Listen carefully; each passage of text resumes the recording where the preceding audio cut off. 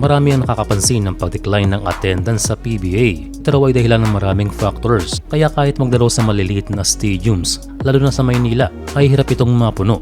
Kaya personally minsan, na kahit picture lamang ay ayaw kong tignan. Sabi nila ay masakit sa mata. Pero sa totoo lang, ay masakit ito sa damdamin. Ang liga na kinalakihan natin ay mayroon ng pagbabago.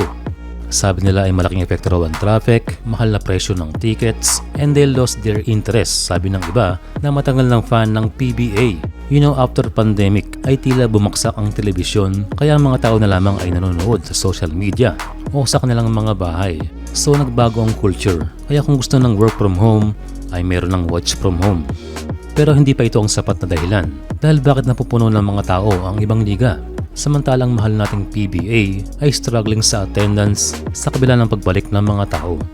Sa current PBA standings ay bumabalik na naman sa trend na same teams ang mga nangunguna sa standings. Kaya sabi nga nila is very predictable kung sino nga ba ang magcha-champion sa bawat conferences ng PBA. So there is imbalance at epektado rito ang mga popularity ng ibang teams. Mas sikat na team, mas maraming tao at sa kabilang banda sa ibang koponan ay halos walang nanonood. So we can say na yan ang main root ng problema. Dahil kahit mahal pa ang tickets ay bibili at bibili ang mga tao para panoorin ng live ang kanilang mga paboritong teams. Kaya sa totoo lang ay parang mahirap ang problema ng PBA dahil hindi madali ang pagbabalanse ng liga. Dahil karamihan ng mga star players ay nakakontrata sa mga sikat na teams.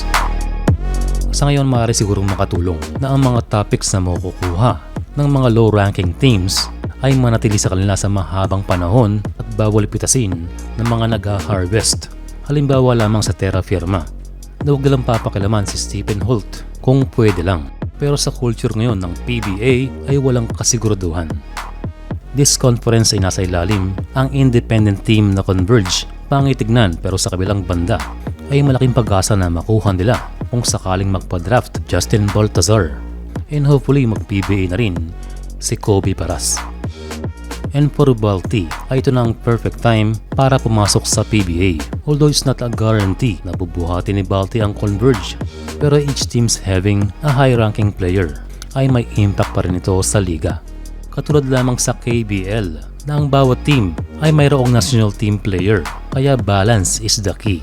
Sa ngayon baby steps ang pagbangon muli ng PBA. Hanggat mayroong issue na nakikita ang mga fans ay marami talagang hindi manonood. Pero hanggat buhay ang liga ay mayroong pag-asa na makitang kumikinang muli ang bayan ng superstars.